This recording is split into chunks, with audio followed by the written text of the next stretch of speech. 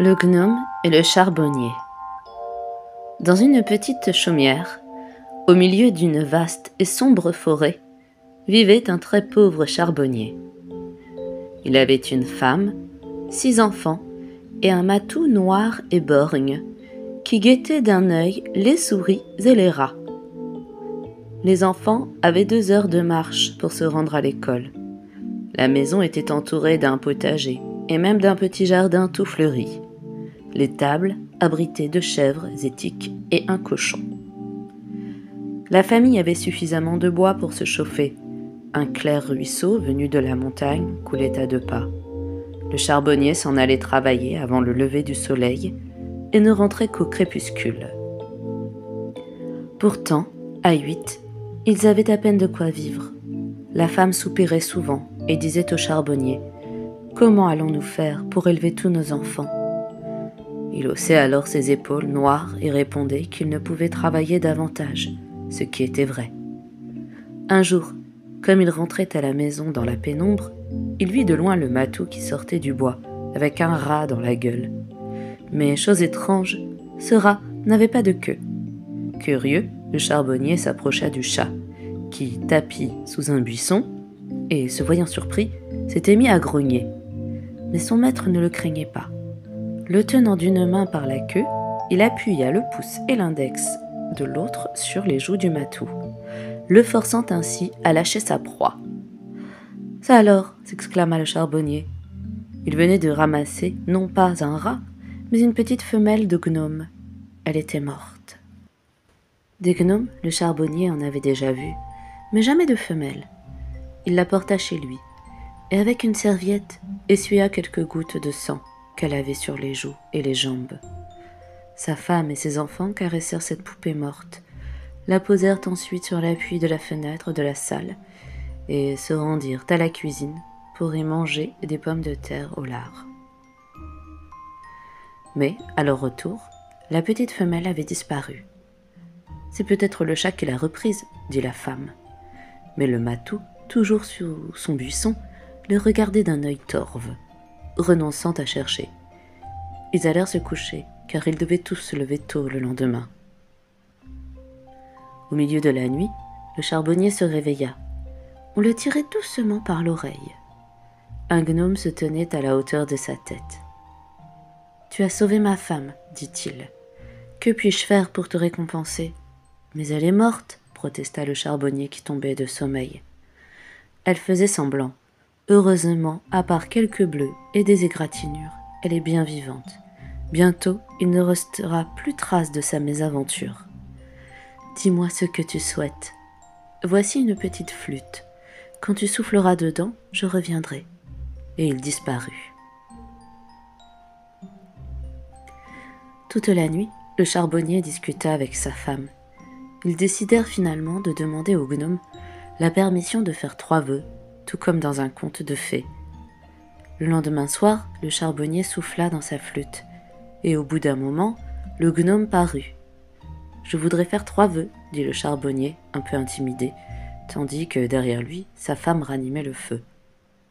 Le gnome prit un air soucieux, puis il dit : « C'est bon pour une fois. Quel est ton premier vœu ? » Je voudrais une pépite d'or pour ne plus avoir de soucis d'argent. Tu l'auras, mais l'or fait rarement le bonheur. Ça m'est égal, dit le charbonnier. Et les autres vœux ? On n'y a pas encore pensé. Tu n'as qu'à souffler dans sa flûte si tu as besoin de moi, dit le gnome en soupirant. Le lendemain matin, une pépite d'or de la taille d'une orange étincelait devant le seuil de la chaumière. Le charbonnier la ramassa et s'écria : « Nous sommes riches, nous sommes riches !» Et il courut au village pour échanger cet or contre de la monnaie. Mais aucun des villageois n'avait jamais vu d'or, et il n'en connaissait donc pas la valeur. Le forgeron conseilla au charbonnier de se rendre en ville, chez un bijoutier. Notre homme s'en fut aussitôt. Mais, au lieu de suivre la route carrossable, il voulut prendre, à travers les marécages, un raccourci qu'il avait découvert dans son enfance.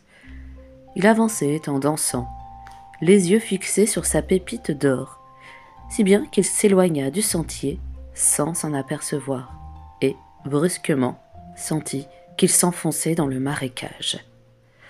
Il essaya de regagner la terre ferme en se roulant dans l'herbe, mais ce fut en vain.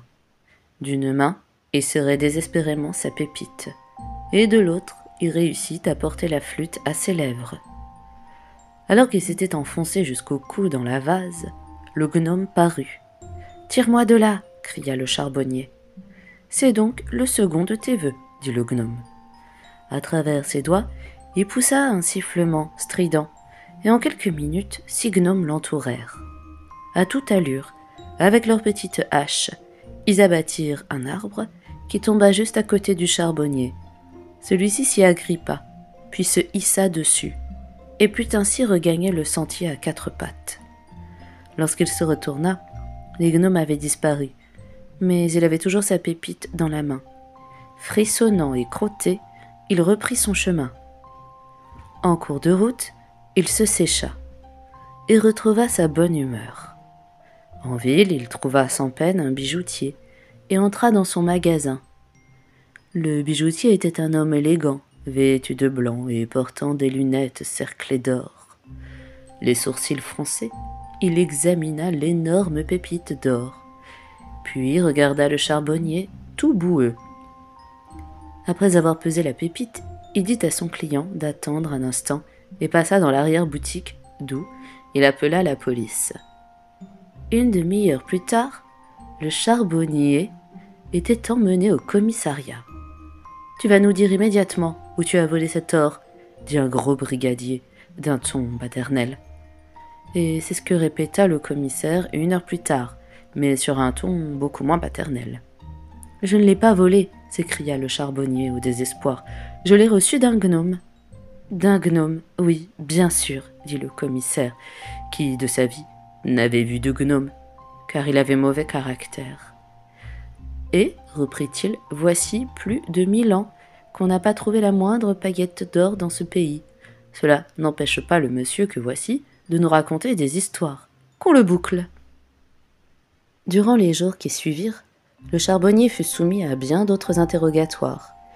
Il reçut toutes sortes de menaces, puis en fin de compte fut examiné par un médecin qui put seulement diagnostiquer que cet homme était obsédé par les gnomes. Or, tous ces gens-là n'avaient jamais vu de gnome, car leur âme n'était pas pure. Entre-temps, la pépite d'or avait été enfermée dans le coffre-fort municipal. Au bout d'une semaine, le charbonnier, qui n'en pouvait plus, souffla dans sa flûte. Après 2 heures d'attente, le gnome reparut. « Ma femme et mes enfants meurent de faim, » dit le charbonnier. « Il faut que je sorte d'ici. »« C'est donc ton 3e vœu, » dit le gnome. « À vrai dire, il compte pour 2, car je me suis occupé de ta femme et de tes enfants. » Cette nuit-là, le gnome se rendit chez un avocat de la ville, qui avait un gnome de maison. Dès le lendemain, l'avocat s'en fut trouver la police et obtint que le charbonnier soit relâché, faute de preuves. Mais l'or resta provisoirement en lieu sûr, dans le coffre-fort municipal, en attendant qu'on signale un vol dans la région. Enchanté de sa liberté retrouvée, le charbonnier se remit au travail. Jamais la forêt ne lui avait paru aussi spacieuse et aérée qu'après sa cellule étouffante.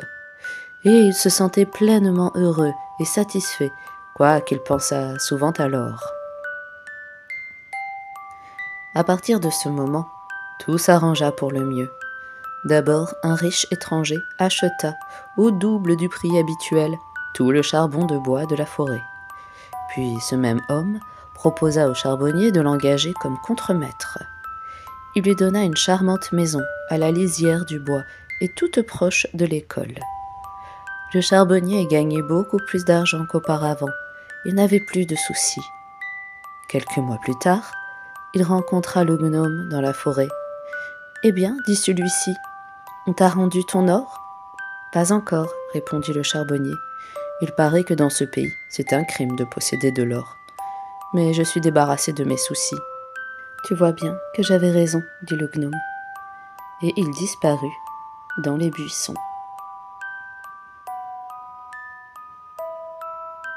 J'espère que cette histoire vous a plu. Si c'est le cas, pensez à me laisser un petit like voire à vous abonner à ma chaîne, cela me ferait très plaisir. Merci d'avoir écouté jusqu'au bout. Je vous souhaite de très belles fêtes de fin d'année.